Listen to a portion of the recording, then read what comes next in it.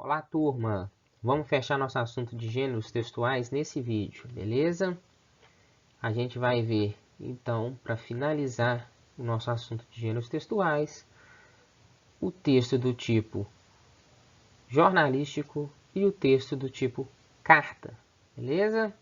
Vamos começar?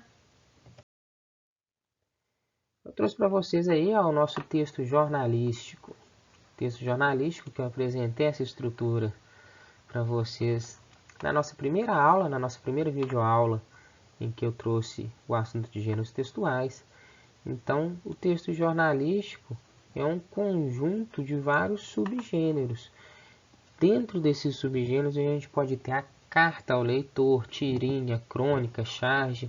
Mas o mais comum, quando a gente fala de texto jornalístico, que vem na cabeça da maioria de vocês de cara, é a notícia, né? Aquela notícia que a gente pega um jornal impresso, lê aquela notícia. Então, qual que é o objetivo do texto jornalístico, seja ele qual for, mesmo se for uma charge, mesmo se for uma tirinha, porque quando a gente fala de charge e tirinha, ele trata de informações do mundo real, informações reais e verdadeiras, de forma cômica, né? Então, o objetivo do texto jornalístico é trazer informação, e trazer informação de forma correta e de forma imparcial. Vocês percebam que eu só vou fazer uma comparação com a dissertação. A dissertação a gente viu lá que a gente precisava expressar a nossa opinião. A gente precisava direcionar o texto a defender a nossa opinião, apesar da impessoalidade. Impessoalidade é diferente de imparcialidade. Imparcialidade, a gente só vai relatar os fatos, sem tomar nenhum partido, sem defender nada. Então, a imparcialidade é sinal de que a pessoa que está escrevendo aquele texto é imparcial, não está defendendo nem A nem B. É diferente de impessoalidade, que é o princípio que a gente usa lá na dissertação. Na dissertação, a gente escreve ela de forma impessoal, mas ela não pode ser imparcial. O seu objetivo é defender o seu ponto de vista, trazer fatos que sustentem o seu ponto de vista. Beleza? Então, se essa informação tem que ser imparcial e correta, ela tem que responder algumas perguntas, como o que está sendo informado, como que isso aconteceu, onde que isso aconteceu, quando aconteceu, com quem aconteceu. Então, são informações fundamentais de um texto jornalístico e são filtros que a gente pode utilizar para julgar se uma notícia é real ou não, se a gente está lidando com uma fake ou não. As fakes muitas das vezes não apresentam um ou vários desses itens, né? A notícia fake simplesmente joga uma informação sem sentido ali e não apresenta quem falou, ou com quem ocorreu, ou quando, ou onde.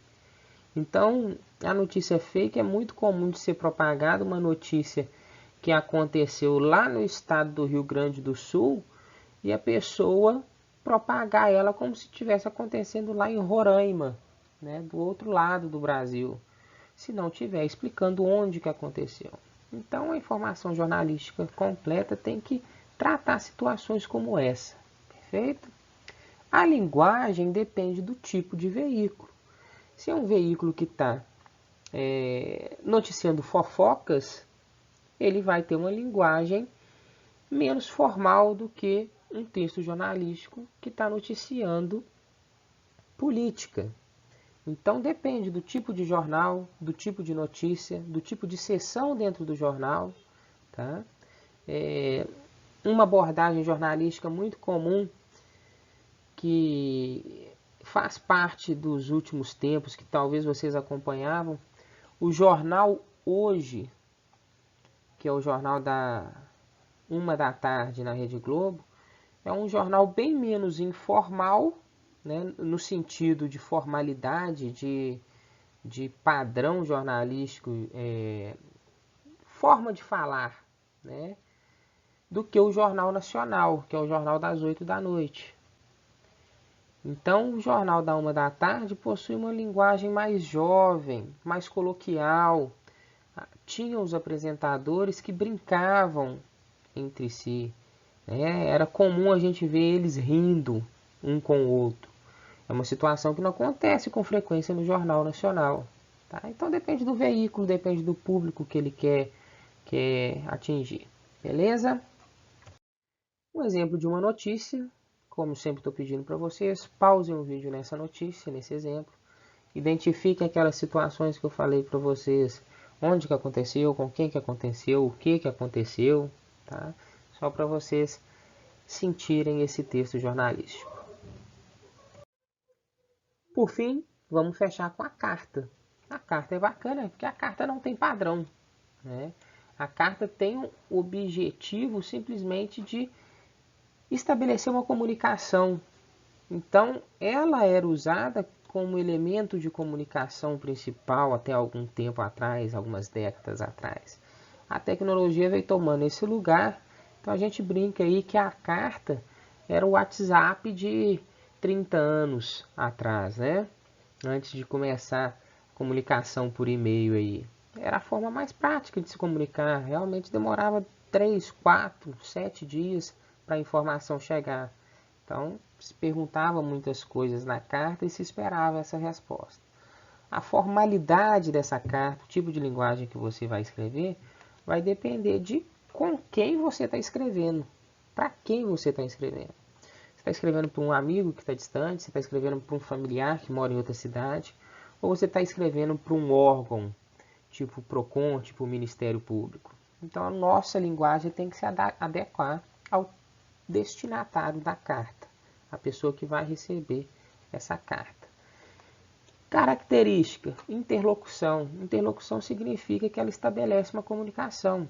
A carta é enviada de forma que espera-se que ela seja respondida. Tá? Então, existe uma interação entre o remetente e o destinatário da carta. Algumas características. A carta sempre vai possuir uma abertura com vocativo a quem ela se destina, né? Ou seja, vai chamar a pessoa que aquela carta é o destinatário. Sempre vai possuir uma conclusão e nessa conclusão tem a despedida. Essa despedida também depende de quem é o destinatário, né? Beijos, abraços, te amo, ou saudações atenciosamente. Você não vai mandar beijos e abraços se você estiver direcionando uma carta para o PROCON, por exemplo, né? O funcionário vai abrir aquela carta e vai até assustar. E, por fim, a pessoa que escreveu a carta deve assinar a carta no fechamento. Então, sempre é assinada. Um exemplo rápido de carta aí, ó, a gente percebe, importante também, cidade e data, tá? Aqui o vocativo, a quem a carta se destina, despedida, assinatura, tá? Espero ansiosa sua resposta, deixa muito clara aquela questão de interlocução, feito? E vocês percebem que ela espera a resposta, então tem que ser respondida. Tá? Então as cartas são feitas para serem respondidas, são escritas para serem respondidas. Beleza? Turma, fechamos. Eu trouxe 7 gêneros textuais para vocês. Nas próximas aulas a gente vai fazer algumas atividades para tentar fixar alguns conceitos desses gêneros. Beleza? Um abraço e até a próxima.